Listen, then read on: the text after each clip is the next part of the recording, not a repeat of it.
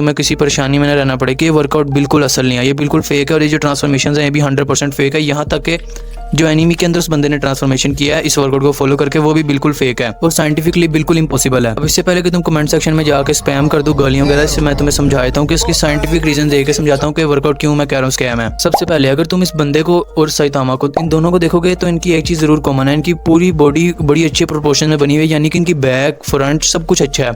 और इस वर्कआउट के अंदर तो कोई पुलिंग मूवमेंट ही नहीं है, तो तुम्हारी बैक एक दिन भी ट्रेन नहीं हो रही। मेरे ख्याल से तुम्हें समझ आ रही होगी कि मैं क्या कहना चाह रहा हूँ। जब इसके अंदर कोई पुलिंग मूवमेंट ही नहीं है तो इनकी बैक बनी कैसे? सबसे पहला तो यही सवाल खड़ा होता है। और उसके बाद जो ये रन वाला हिस्सा है थोड़ी देर के लिए तो सही है, लेकिन अगर तुम स्किनी टू मस्कुलर बनना चाह रहे हो तो फिर तो इसका कोई तुक नहीं बनता। और जैसे इस बंदे ने इस वर्कआउट को फॉलो करके इतना मस्कुलर हुआ है, इस तरह तो बिल्कुल भी नहीं चलता। इस वर्कआउट रूटीन को अगर मैं 7 दिन तक फॉलो किया तो मुझे अच्छी तरह पता है कि अभी तो इतना फर्क नहीं पड़ा, लेकिन अगर मैं इसको सिर्फ एक महीना भी फॉलो कर लेता हूँ तो ये जो रन वाला हिस्सा है इसकी वजह से मेरे मसल मैस बहुत ज्यादा लॉस होगा और मैं कभी भी इतना मसल मैस रिटेन नहीं कर सकूंगा।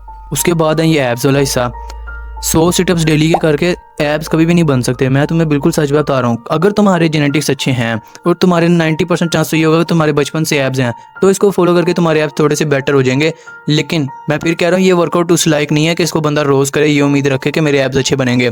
इसके जैसी इससे बेहतर, इससे 100 गुना बेहतर बहुत सी ऐसी एक्सरसाइजेज हैं जो कि इससे काफ़ी गुना बेहतर है। उसके बाद रेस्ट डेज, मोटिवेशन के लिहाज से तो सुनने में अच्छा लगता है, लेकिन असल साइंटिफिकली इसका कोई तुक नहीं बनता कि बगैर रेस्ट डेज के तो करना जरूरी है। और उसके बाद प्रोग्रेसिव ओवरलोड। अगर तुम भी फिटनेस काफ़ी अरसे से फिटनेस में, तुम्हें पता होगा कि आहिस्ता आहिस्ता बंदे को वेट्स या फिर इंटेंसिटी बढ़ानी पड़ती है ताकि बंदा रिजल्ट अच्छे देख सके, लेकिन वो बंदा साइतामा साफ कहता है कि इस वर्कआउट को एज इट इज़ फॉलो करना है। मेरा तो यही नतीजा है कि इस वर्कआउट का हर एक हिस्सा जो है, हर एक चीज़ ही फेक है। यानी कि इस वर्कआउट से जितने भी तुम्हें इंटरनेट पर लोग कह रहे हैं कि उन्होंने ट्रांसफॉर्मेशन इस वर्कआउट से किया, ज़्यादातर तो यही होगा कि उन लोगों ने दूसरी वीडियोस और बनाई होंगी कि उन्होंने ये ट्रांसफॉर्मेशन किसी और वर्कआउट से भी किया है। यानी कि ये सिर्फ अटेंशन सीकिंग का एक जरिया, असल में वर्कआउट इतना काबिल नहीं है। हाँ, तो अगर अब तुम भी चाहते हो कि तुम्हें भी कोई आता जाता इस तरह पागल ना बना के जाए और हर चीज़ में तुम भी पता लगा सको क्या सही है क्या गलत, वो भी खुद ही, तो अभी से इस चैनल को जरूर फॉलो करना, सब्सक्राइब करके बेल आइकन को भी जरूर दबा देना।